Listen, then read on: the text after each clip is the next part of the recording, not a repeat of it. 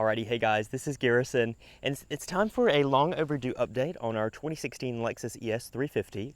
Now, going out and visiting Brooks at the Lexus facilities kind of inspired me to show this car some love on the channel. So if you guys aren't familiar, this is the 2016 ES350 in atomic silver with the black leather. As far as options go, we do have the luxury package, 10-spoke alloys that basically comes on all your nav models. We do have blind spot monitoring, park assist, Lexus Safety Systems Plus, which was standard the year after we purchased this. We also do have the nav system, power trunk, power sunshade, rain sensing wipers, and the wood wheel for a total of just under $46,000, $45,518 I think is almost exact. So far, it has just over 47,000 miles. We did purchase December 20th of 2015, so we were able to take advantage of the December to Remember offers that the dealership was currently offering up. So of course they made the numbers right, and here we sit 2.5 years later with our ES, and we're just as happy as the day we were bought it off the lot. Just wanted to say that we've had zero issues that we've had to warranty claim, anything like that. Now, of course, 47,000 miles, the car isn't going to be perfect. This is in daily driver format if you've ever seen it. So of course it's not going to be filthy, but it's not going to be spotless either, especially the interior does see my dad's use, which he's known to completely dog cars. So we'll go ahead and take a look at the vehicle. Now, coming up front, of course, you do have your Lexus Safety Systems Plus sensor behind your Lexus logo. My dad does take advantage of all the lane departure alert, dynamic radar cruise. He does enjoy all of those features. Now, of course, that's to be said. We also should preface that they're not perfect. This is not going to be Super Cruise. This is not Tesla Autopilot.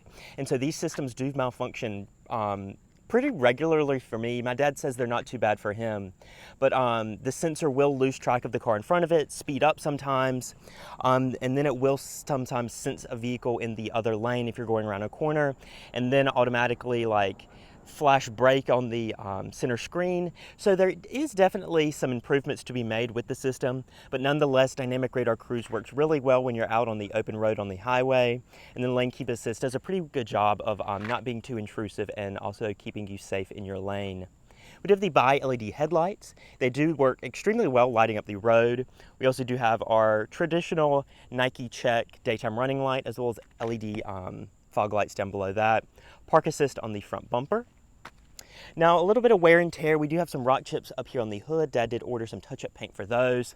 I mean, 47,000 miles, it's not going to be spotless. He also did have a chip come up here. A rock did fly up and hit right here on the top of the windshield, as well as the upper portion of the roof. And then he also did have, out of nowhere, he was driving on a back road here, and an acorn came and dented the top of the roof right somewhere up top. He did go and was able to get that pulled out, and it's spotless now. You can't see it at all, but it was pretty noticeable since it was up there on the roof line. So he went ahead and got that taken out. They thought they could just pull it out, but they ended up having to go through the sun visor and take the whole sun visor assembly off. So that was definitely a lot more of a mess than we anticipated, but thankfully it is out. But other than that, no accidents, nothing like that. Of course, a bunch of people have always mentioned in my videos how the front bumper doesn't quite look like it's matching the rest of the vehicle, and that's just a trick of the camera. In person, there is none of that differentiation in color noticeable to the human eye. But coming down here to our wheels, we are riding on a new set of Michelin Premier tires. These are going to be your 17-inch 10-spoke alloys that do come on basically all your navigation models. They're 17-inch wheels. My dad actually, okay, so this is the third set of tires this car has been on, because he did actually put Michelin Defenders on it to replace the Premises, because we basically got no mileage out of the previous Michelin Premises. So Dad went to his friend that owns the tire shop, said, hey, I'd like a Michelin with a little bit more mileage. They put Defenders on them, and my dad took it back the same day and said, this is not going to work. Those Defenders felt like bricks compared to the previous car or the previous tires that were on it. So my dad said, the hell with it. And so he said, if I have to get a softer tire and get less miles out of them for a better ride, then I'll just do that. And so that's why we ended up with these Premiers on it, because they don't make the Premises anymore. So the Premiers did replace the Premises. So we're currently sitting with those. Wear is doing well. My dad does rotate them every 5,000. Now there's no window tint on the vehicle. I've tried to convince my dad to use window tint, but between the rear power sunshade and the silver color, it doesn't get too hot inside the vehicle. He could care less about the aesthetics of window tint, and since he has cooled seats and the sunshade, he's not too worried about it. Coming around back, you do have your LED pipes and the tail lights, which are one of my favorite touches. At night, this looks very similar to my 3 Series, I will say. We do have a rear backup camera and the rear power trunk, parking sensors, as well as the dual outlet exhaust. Shark fin antenna up top, no panel roof, and no, because this is not an ultra luxury model, so you would have a sunroof portion over the rear seats if you did. But we'll go ahead and step inside. We'll take a look at the key as well. Now, the key is holding up well. My dad decided to keep the leather cover on it. He did take the leather cover off for one day, dropped the key fell apart. So he came home and put the cover right back on because he says he wasn't gonna buy a new key anytime soon. So just have the smart key on you, hand behind the door handle to unlock. Now, remote start, that is something that this vehicle is allegedly equipped with. It's a very antiquated system where there's no dedicated button for it. You basically press and hold 3 times and then hold it on the 3rd and it will start up. But as soon as you grab the handle to unlock the doors, the car turns off. So it's a very antiquated system. My dad doesn't even bother using it because he does garage the car. So we'll go ahead and start it up.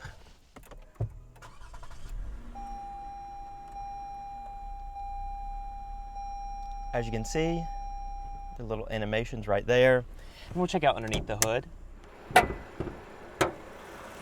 Of course, strut assisted to reveal your 2G RFE 3.5 liter V6, 268 horsepower going to the front wheels.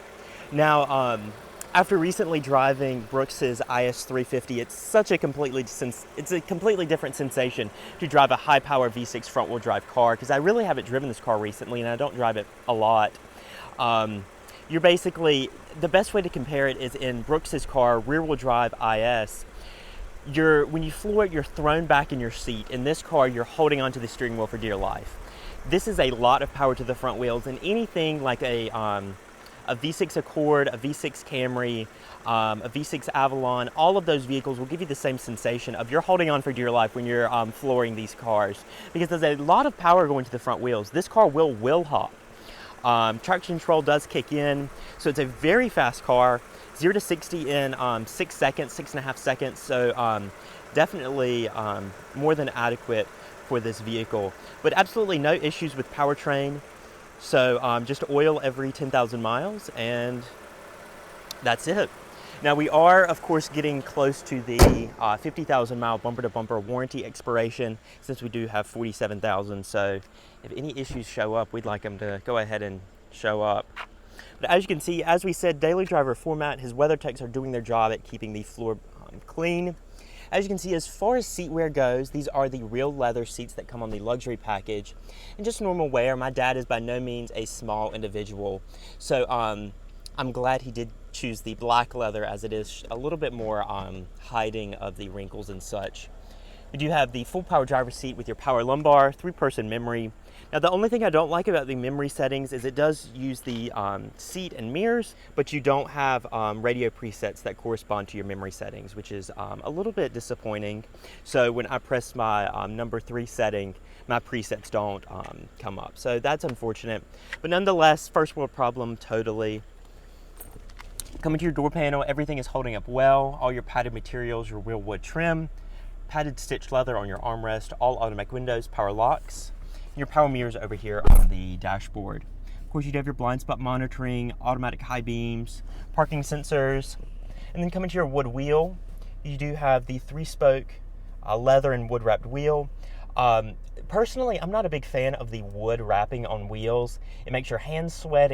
It also retains temperature a lot. So when it's super hot outside, the wood gets really hot, and when it's super cold outside, the wood does get cold. Unfortunately, we do not have a heated steering wheel in this vehicle.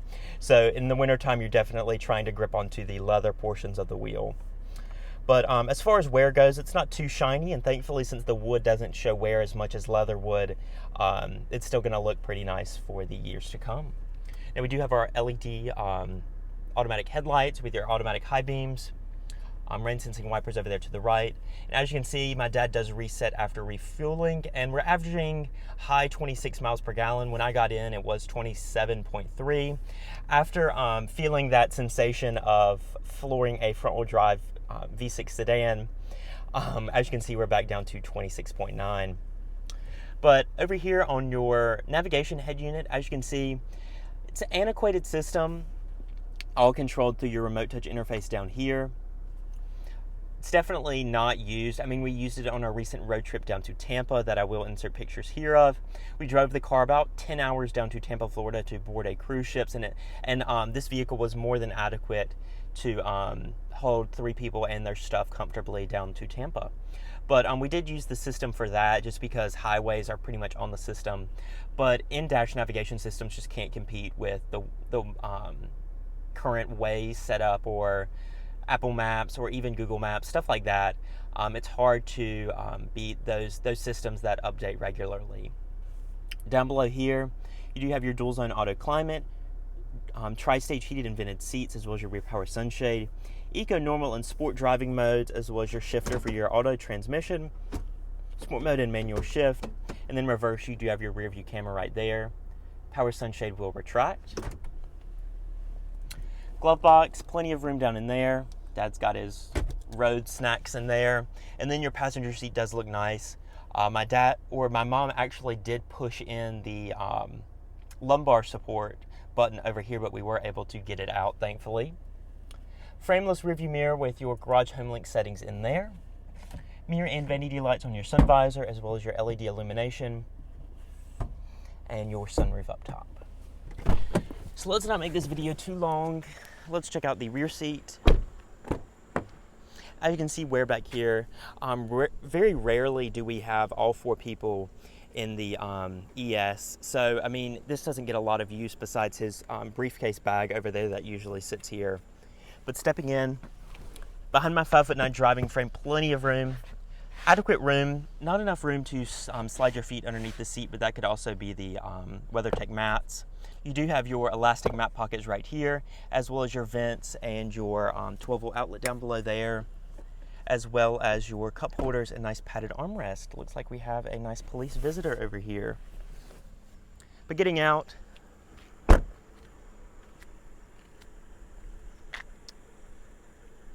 just making sure I'm up to no good, I'm sure. Power trunk on this model. And then coming back here, this is daily driver format of what we usually keep in the trunk. So this is just Dad's work gear, and then your power function is underneath your cover right there. This one does crush cargo if you're not too careful. Little ski pass through in there. But overall, our 2.5 years of the ES have been problem-free and pretty enjoyable. So we are happy to own it. Just recently, Dad did go and price out a Grand Cherokee to potentially trade this on, just because what we need is another Jeep in the family. But he was kind of getting the itch to get an SUV. But thankfully that didn't work out, so we are sticking around with the ES a little bit longer. But that's about it. Thank you guys for watching. I will keep you posted on our ownership of the ES, and I will see you in my next video.